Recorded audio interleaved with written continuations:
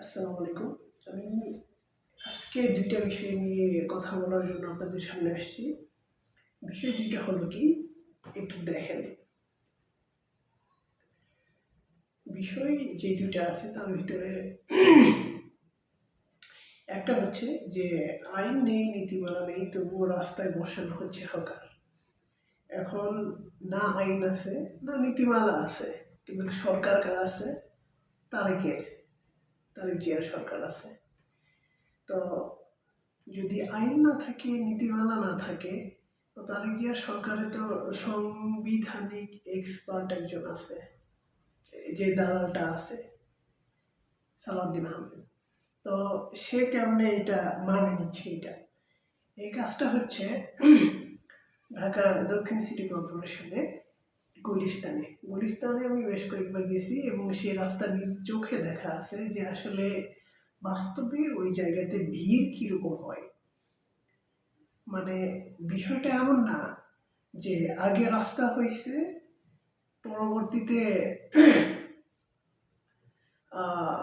গাড়ি ঘোড়া চলে, কিছু লোকজন সেই জায়গাতে সামান্য কিছু অস্থায়ীভাবে বিক্রি করার জন্য মানে দোকান বসাইছে, এমন না।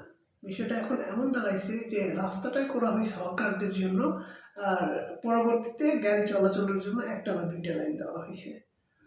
আর আরেকটা বিষয় আমি আপনাদেরকে দেখাতে চাই, এই যে এটা হচ্ছে এই বিষয় যেটা আমি কথা বললাম, যে দেখেন এইভাবে আঁক দিয়ে দেখাচ্ছে যে কার জন্য কত, আর এর জন্য টাকা নেওয়া হচ্ছে। কিন্তু যখন ঢাকা দক্ষিণ সিটি কর্পোরেশনের যে প্রশাসক আছে, যেই সিটি কর্পোরেশনের প্রশাসক খাম্বা তারেক জয়েন করার পরেই দিয়ে দিছে, এই যে দেখেন, এ প্রসঙ্গে ঢাকা দক্ষিণ সিটি কর্পোরেশনের প্রশাসক আব্দুল সালামের সঙ্গে মোবাইলে যোগাযোগ করা হলেও তিনি কোনো বক্তব্য দেননি।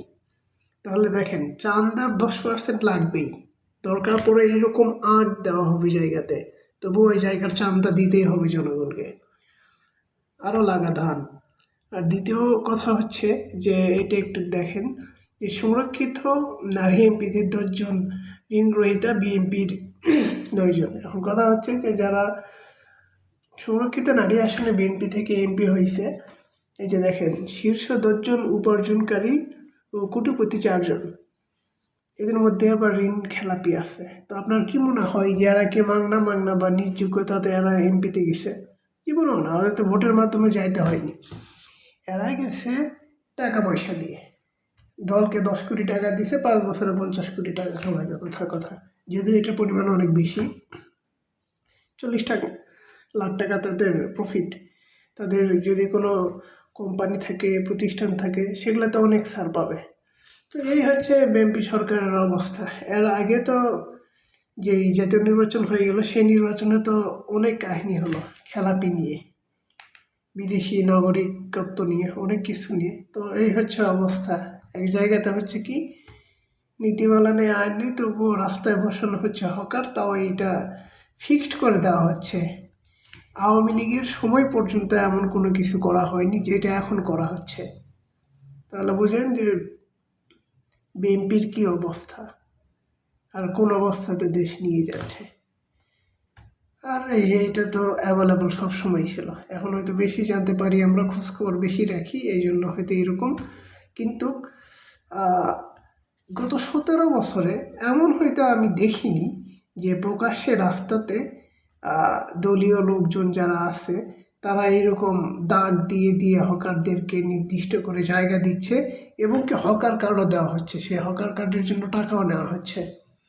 এই হচ্ছে খাম্বা তারেক, এই হচ্ছে কি বলবো, শিলং মনে হয় বারবার, স্বরাষ্ট্রমন্ত্রীর কথা মনেই হয় না। এই শিলংয়ের দালালের যে মোদির অল টাইম চুষে দেয়, সেই শালার কাজ কারবার এগুলা। আর আমার ভিডিও যারা দেখতেছেন, যারা বিএনপির গোলামি করেন, চাটাচাটি করেন, তাদের বিবেক যদি একটু নাড়া দেয় আর কি। ধন্যবাদ।